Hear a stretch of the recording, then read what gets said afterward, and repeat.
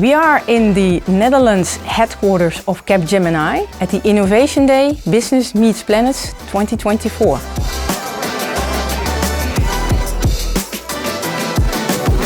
We're discussing business and planet and how these two go hand in hand together and how you can support the two with newer technology and new business strategies.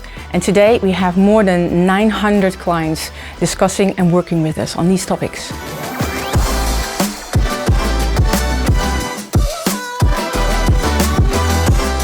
So how do we strike scenarios that we actually work on that will make our life better tomorrow than what it is today? It's all about really putting a focus on sustainable design, building things differently than the way we're building them so far. All our clients seem to be aware about what's going on, but they don't all have a plan.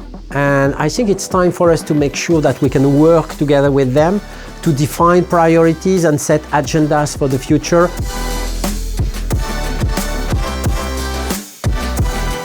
I think one of the great takeaways of today is that if you do it the right way, you can reduce cost and save the environment. And I think that's really the way that we should go to.